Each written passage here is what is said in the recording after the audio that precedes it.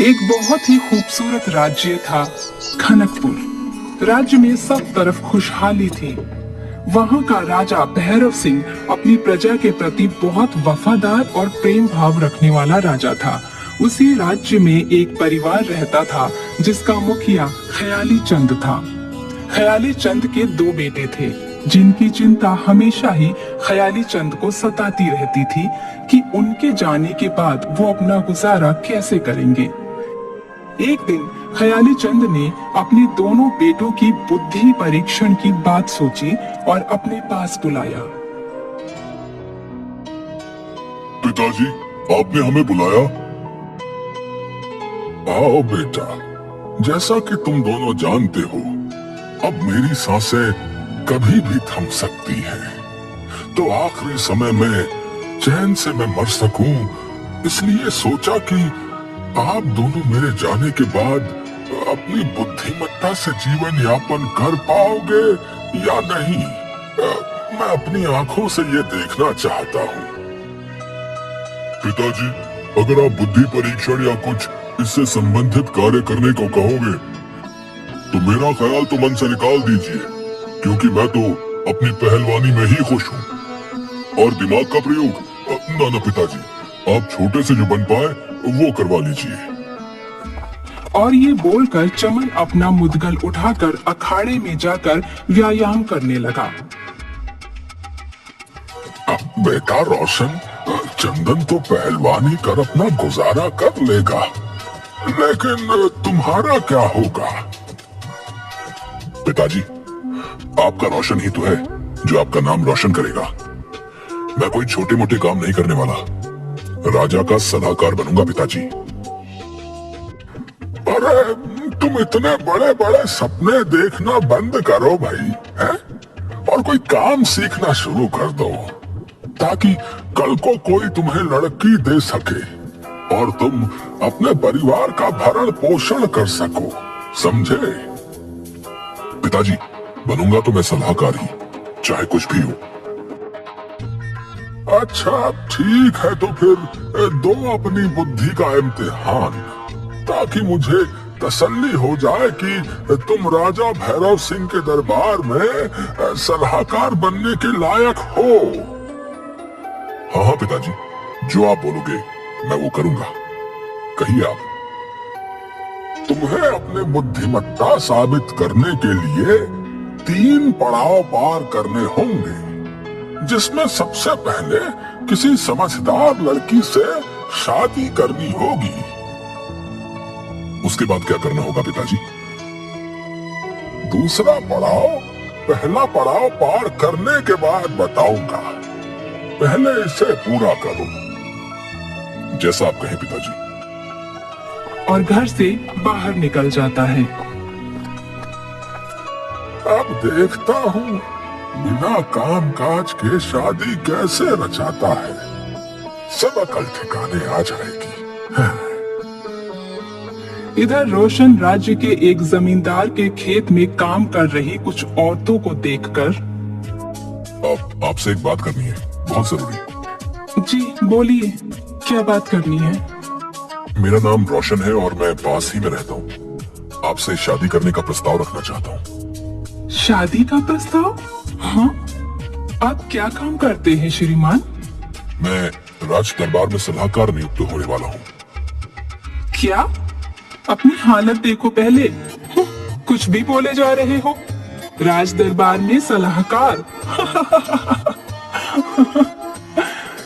चलो निकलो यहाँ से, हमें काम करने दो। बड़ा आया शादी करने वाला। और सब औरतें हंसने लगती हैं।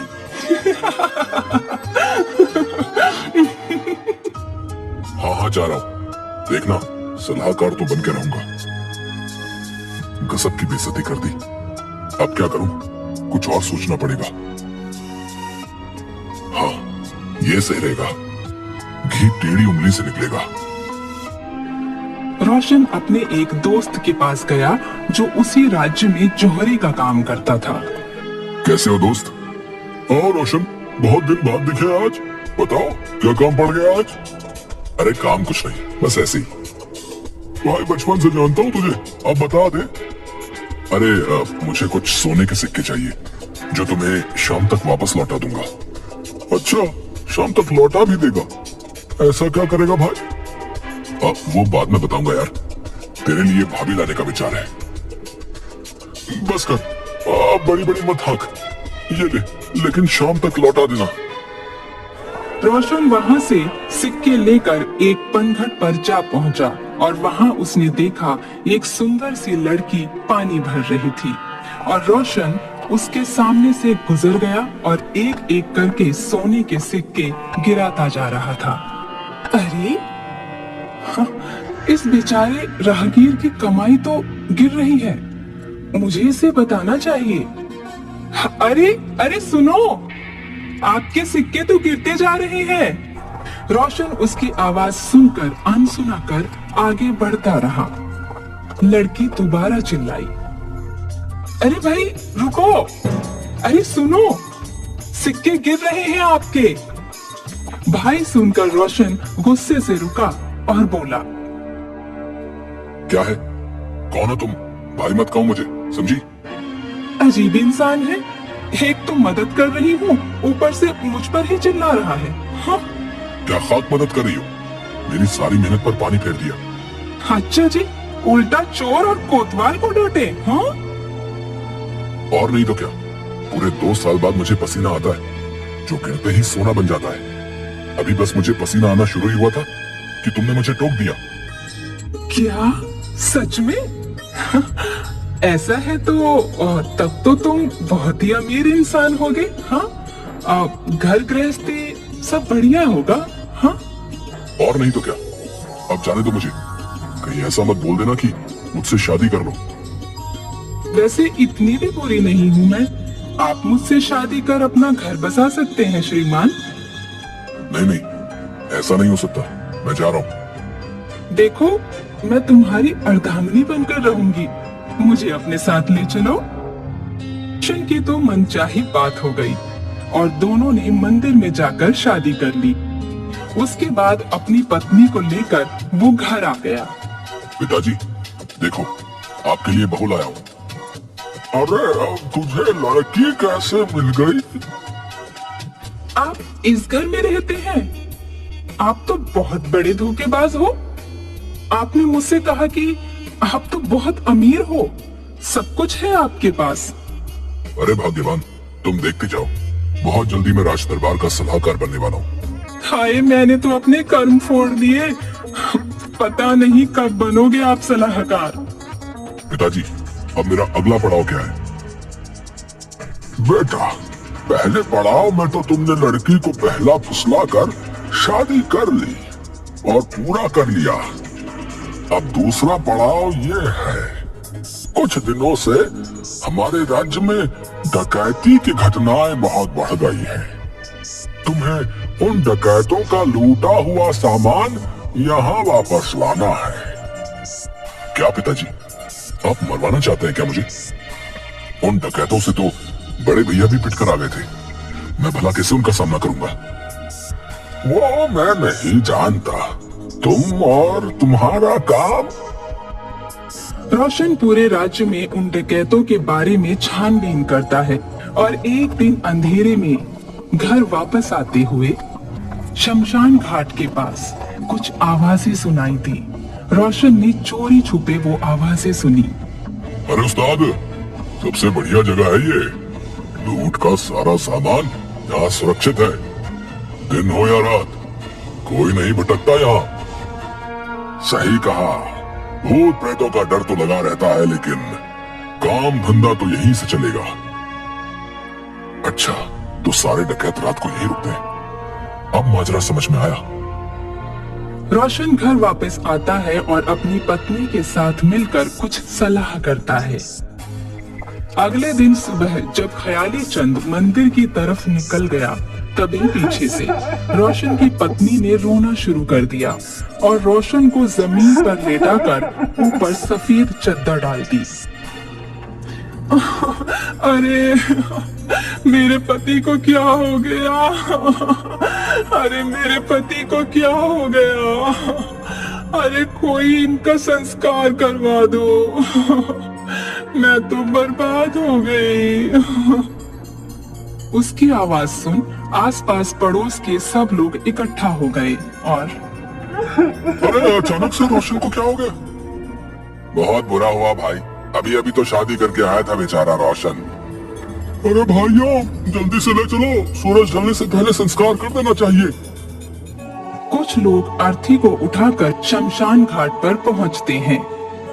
तभी रोशन की पत्नी कहती है, मेरे पति मरने से पहले बोलकर गए थे कि जो मेरा संस्कार करेगा उसका सत्यानाश होगा। क्या ये क्या बद्दुआ दे गया वो? चलो भाइयों, हम लोग नहीं कर सकते इसका संस्कार, अजीब इंसान था। और सब लोग उसकी अर्थी को शमशान घाट पर छोड़कर भाग गए। उनके जाने के बाद उसकी पत्नी एक पेड़ पर जा चढ़ी। अंधेरा होने पर 5 डकैत वहां पर आए और शमशान घाट पर अर्थी देखकर, अरे ये क्या बला है? इस अर्थी का संस्कार क्यों नहीं किया किसी ने? उस्ताद पता नहीं, कोई अभागा लगता है जिसको अग्नि भी नसीब नहीं हुई।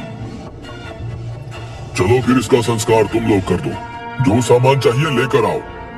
उनमें से 2 डकैत जाकर सामान लेकर आते हैं और जैसे ही 5 डकैत उस अर्थी के पास आते हैं, पेड़ के ऊपर से आवाज आती है, जितने आपने कहा था पूरे उतने ही हैं।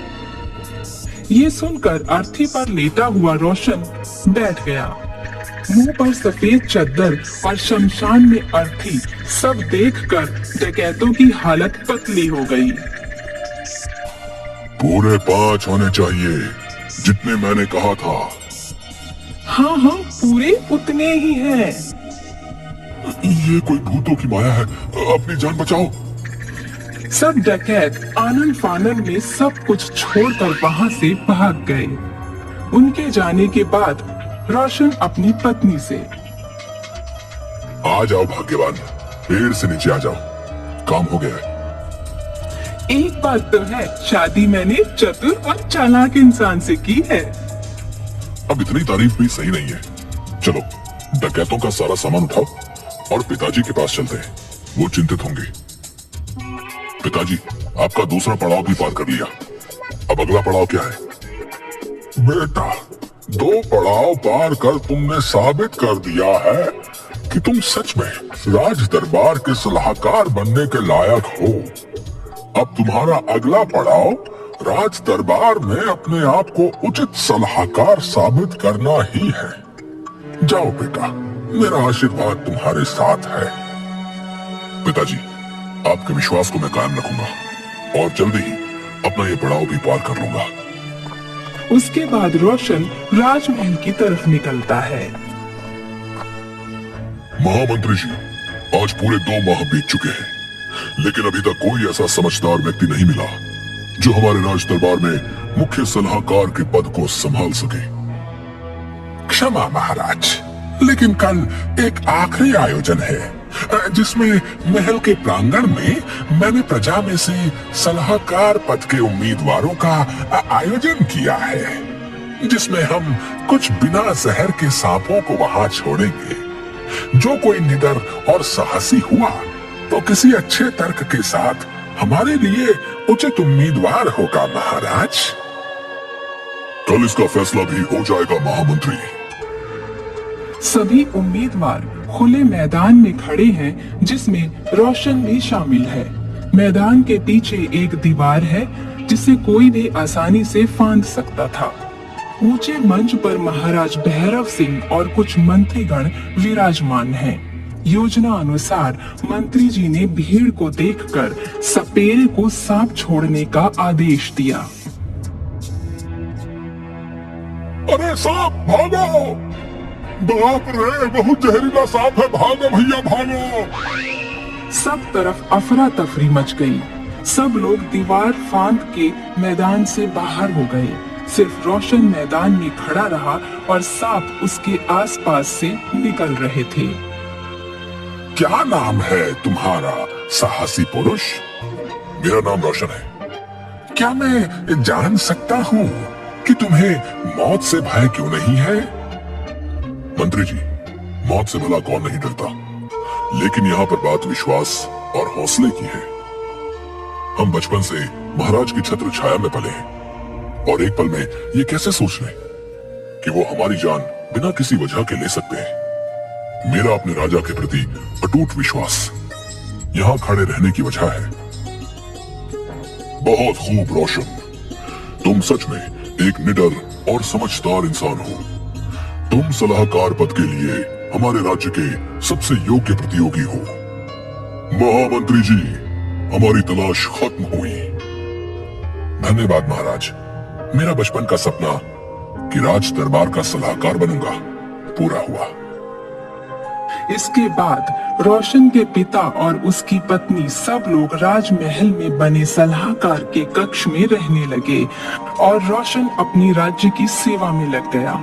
किसी ने सच कहा है कि अगर किसी चाह को तुम सच्चे दिल से मांगो और उस पर कार्य करो तो अवश्य तुम पा सकते हो, जैसा कि रोशन ने अपने सपने को सच कर दिखाया।